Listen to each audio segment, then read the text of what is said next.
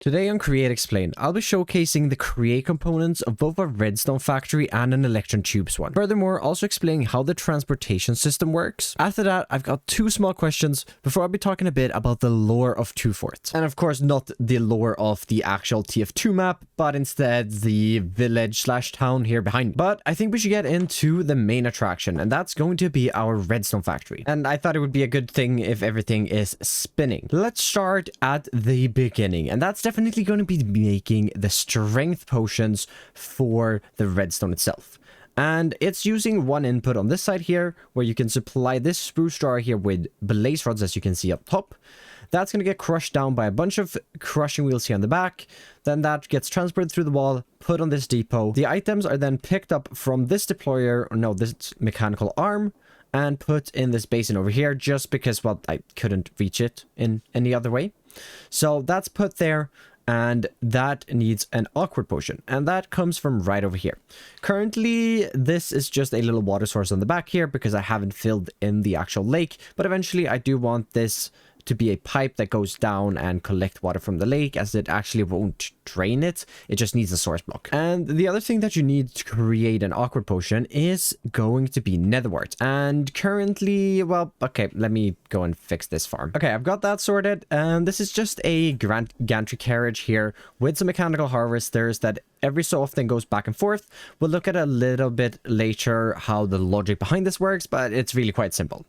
That delivers out the netherwort here by the back, as this barrel is glued to the contraption, so it'll follow along, get picked, or will pick up all of the netherwort. That's going to roll over these, and then with the use of a fan down here, blow them upwards into these hoppers, which will put them in the basin. Then to not export water out of these basins, I'm using smart fluid pipes here with awkward potions set as the filter, which on the strength mixer, I'm using a strength potion, obviously, so that I don't pull the awkward potion down to the tank below, because that would be very bad. But then I have a little tank down here to just store excess strength potion, which I don't have any right now. That then gets transported underground and up again to these spouts, where we have cinder flour, which they're being pressed onto, and then continued on and down into a few barrels, outputted and put into a storage drawer network. And yes, moving the items through the storage drawers network is a little lazy, but I think I found a good way of doing it, as I'm moving everything above here and most of the things for the farm by create components, but then to add in a little bit more detail. So this over here is the storage for the redstone, and just to add in a little more detail, I want to store that obviously in a drawer, and there's no really easy way to like export or import and export items from this drawer otherwise. So I've just got a system set up that makes it come from here and then go all the way into here. The cinder flour comes from this little crushing setup here,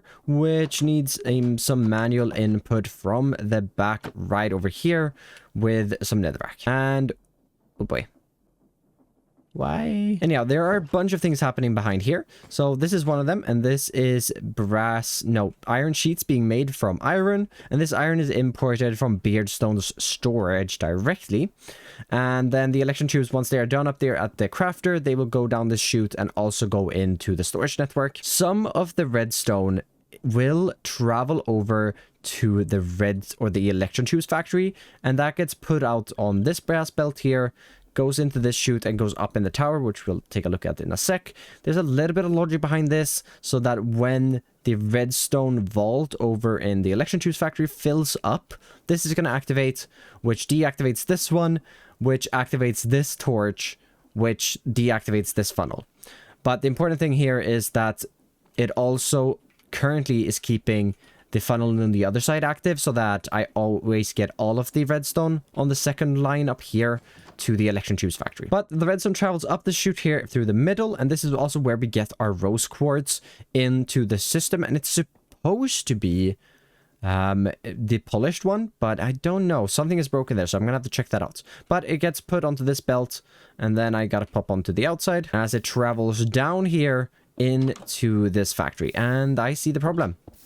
There is a clay piece blocking that. Nope, that was not the problem. Never mind. Oh, a cobblestone has gotten into the system and is sitting on that thing. Oh, it's overflowing with cobblestone. And well, there's actually a very easy fix, and reason for this is because, well, I don't have a smart observer right here. Something that if I just place that, will do something like that, and then run over here. Gotta make sure that this also deactivates the drill. But now that this factory is fixed, we can also just throw back the rose quartz on here, and we should get a bunch more electron tubes. So I guess let's start up here, and this is a little mess, so we're gonna jump into free cam mode once again. And this is a cobblestone farm up here, which you saw needs to be turned off if the cobblestone is overflowing, or it's just gonna spill out all over the factory because it's only got this millstone as storage. So the cobblestone gets milled, goes down, gets crushed once again, turned into sand, also clay and flint at this point. So the clay and flint is being burnt on the other side because I've got no use for it.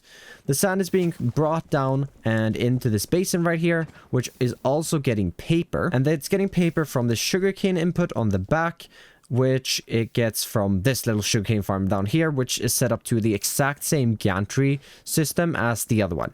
Or, well, method, and then this exact same timer. This is just brought out on the back here using a little belt this time, and then up with some fans to this belt and into the factory. This is then mixed together in the basin here, and the sandpapers get put over into this little vault and can be used to make our rose quartz. Before we look at rose quartz itself, let's just take a little look at the back here, and this is actually the logic controlling both of the gantry shafts and also the rotating of the basin in here. So this is a super simple system that just repeats itself every minute and 5 seconds.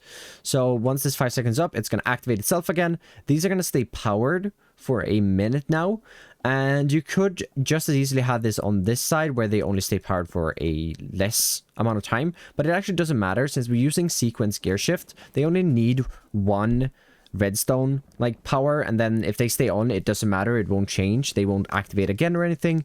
So that's why this works. Otherwise you can just put it on the other side and put this redstone here to maybe like 2 ticks, and then however long you want it to wait be on this side. You could have it a full hour, and I've got it on a minute because I still want it to be kind of frequently. But I'm sure if you just copy what I've got here, if you want a similar timer and then play around with it a little bit, you'll understand how it works. I've also got this little redstone link here, which isn't great, but that's meant to make it so this basin doesn't continue to create rose quartz after a while, as it's just going to fill up here. By this content observer or this smart observer down here, that will stop that from happening, basically by just powering it always. But the redstone quartz is made in this basin here, and you just saw this thing rotate. It does that every minute and empties out all of the rose quartz onto the belt that then gets sandpapered and put over to the actual redstone factory. And it also dumps out the nether quartz and redstone dust, which is a little bit annoying, but what happens is that just recycles through these chutes here and then goes into a little barrel over here. Out goes the quartz on this side and the redstone on the other side, of course.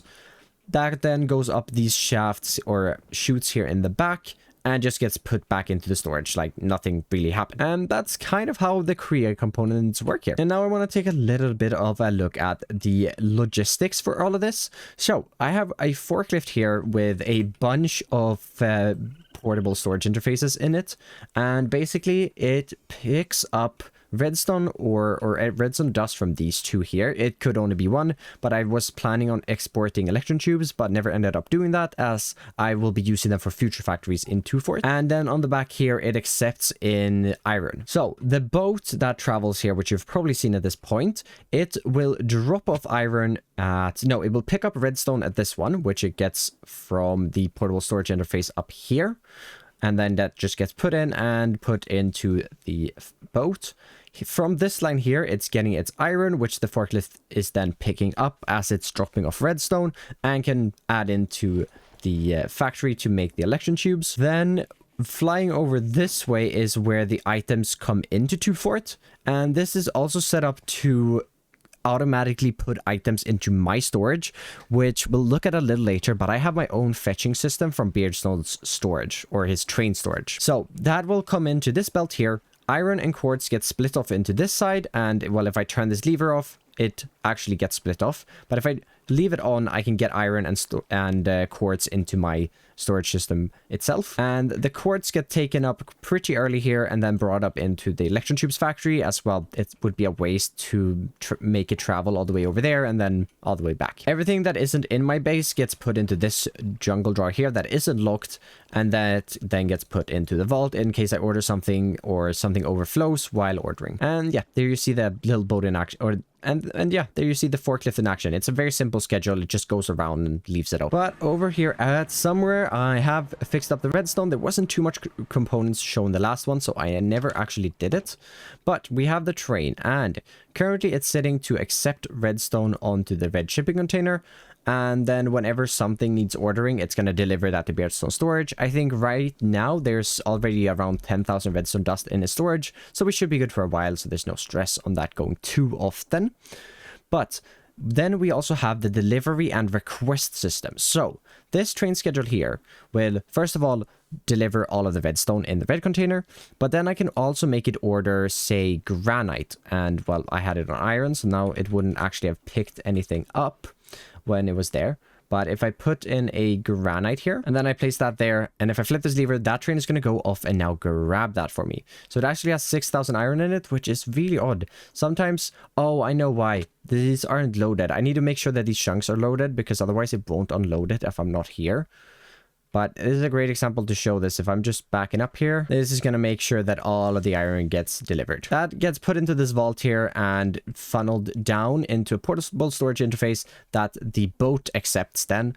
And this first one here is for the boat to unload its redstone. But that's not really that special. It's just going from one train. Well, it's a boat, but one train to another. But the really interesting part is this over here. So that train schedule that I just put in there is going to go down the chute. It's then going to go on this belt, travel all the way over here, and activate on this train station. So any train that's parked this train station, when that travels above it is, or onto it, is going to activate using that train schedule. And then the train schedule will go back on this belt and go back up, and through this mechanical arm gets put back onto the depot. And what happens then is that the train goes once, but only once. And then it just sits here until a new train schedule is given to it. So this is unloaded now, so this should be able to continue here. Something that I haven't put into use yet, but I do want to fix up here quite soon, is these chutes here. And I'm going to have train schedules already preset with stuff like ordering iron and ordering quartz for the redstone factory, and then maybe also ordering andesite alloy and brass for future factories or whatever I might need in the future.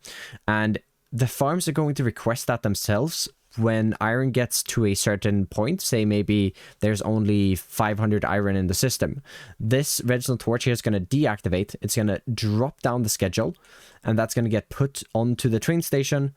That is then going to go around and get picked up on this side here and put back up on the depot, so it can be used again and again and again. And sadly, you can't sort by just a train schedule. Like, you can't put a train schedule in there that already has a bunch of things. It will pick up any train schedule, so that wouldn't work. But you can rename the train schedule itself, and then using a filter, and not any filter, you have to use an attribute filter, and then use the attribute filter. That's something like, I think it's called item renamed to something. So you can have an attribute that means the item has been renamed in an anvil, but you can also have an attribute that means that the item has been renamed to a specific thing. It's a little hard. Twitch chat helped me solve that one, but I was a little... Oh, I just got nudged by a fly. But yeah, it was a little hard nugget to solve, but that's a way of sorting train schedules if you needed one of those. But I've rambled a long time now about how the create components of this video worked, and a little bit on the video before, I guess. If you have any feedback on how I could improve these ramblings and maybe leave you guys with some more knowledge about create, as I'm not the best teacher or the best person at explaining things, some feedback on that is very, very well. With our created components explained, let's move on to the questions. First one is 4 questions coming in from the Discord from Creox, and they're going to be some quickfire ones. What software do you use to montage your films? And I'm guessing you mean time lapses here. So when I'm on a Fabric instance, I use the mod replay mod, and now that I'm on Forge, I use a camera count to get the time lapses, or I just stand in the world just like this looking at something. Then we have the second one. Do you have a blowhigh? I have 2 blowhighs. I bought them both at IKEA because they were a thing in the Discord, and I thought it was cool to have one, and they're also extremely cheap for being that big of plushies, which is always nice. And my favorite team in F1 is the McLaren Formula 1 team. And second one is Red Bull. Did you watch Gran Turismo? I have not watched Gran Turismo. And then we got one coming in from someone from the YouTubes. No idea, since their name just says user and a bunch of ramble. But they ask, how many episodes of this miniseries are you going to make on the perfect world? And I have 5 episodes planned. So episode 3 just went out with this second channel video. And I've got another 2 planned where we're going to be making 2 separate factories or farms, whatever you want to call it. And I'm really, really excited for it. And then the final thing I want to do is touch slightly on the lore of 2 Fort. And obviously not the lore of the actual TF2 map, but my town here in Beardstone's world. And the base of the lore is basically that this is a rundown village, as we've been talking about, even though there never has been a village here. But it's been a rundown village that's have a few inhabitants, but not many.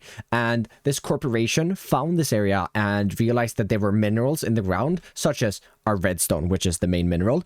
And they set up these factories. And what the lore here is that this building, the orange and the like copper building, this is an old building that was in the town. It's been restored, and then they've added on this apartment complex here on the back to house some of their workers working in the factories and in the eventual mines over here. And they've kind of just like put it on there. Same with this building. The parts where are like white walls and the tower, that's old parts. Then they've added on this little garage back here, and they've also added on the warehouse here in the front to just turn these into factories instead, basically. So that is the base of the lore, and it's a pretty, I'd say, a greedy company that's been doing it, because the chief of this area or this branch restored the mansion for himself and is living in this mansion here. And it's got some, I wouldn't say sinister parts to it, but it's got things like the ritual thing here right in the middle. And it's a very, I wouldn't say it's a spooky mansion, but it's definitely unique. I definitely think this office is a little ominous looking. I think that's more of a word for it. But that's kind of the base lore of 2 Fort. That's how much I've thought about it. This company realized there were minerals here. They started setting up things to extract this, kind of like getting rid of the old, but also keeping it. So I think it's a cool process of what they've been doing. And if you want to build onto this lore, feel free. I'm very open to suggestions on how certain things ended up here. I'm not the best at making lore myself, but I think it's really cool to have in your worlds. And this is the first time I'm like doing something outside of Minecraft. I usually try to tell some lore with the builds themselves, which definitely these have here. They just need a little bit of explanation to them. But yeah, that's the quick rundown of the lore. And I'm very excited to hear if people have more backstories, maybe backstories for the person who lives in the manor, backstories on how they found this area, or like just stories around the lore and just extending on it. It's something I'd love to see in either the comments or in my Discord, which you can find a link to in the description. But that's really it. I rambled so much on the create components that I just quickly wanted to touch on the lore because the questions were really small. So I wanted to talk a little bit more about something else. But I'm very excited for this place. My future plans are definitely going to be adding in some more residential places. And then, like I said, 2 more factories I've got planned, which might turn into 3 because the village also needs a like power plant, because running it by blaze cakes in the basement of the manor is not really working out. But that's all I had for this episode of Create Explained. And if you liked this video, maybe leave a cheeky like and consider subscribing, as it helps me out to reach a little wider audience, as I would love to do that. And because maybe I'd have more questions to answer. And if you want to ask your own questions, do that in the Discord or on the comment section of this video, or any main video. I'm just taking when I see them, and it's really fun to have some questions that I can talk a little bit about. But thank you so very much for watching, and I'll see you in the next one. Bye bye.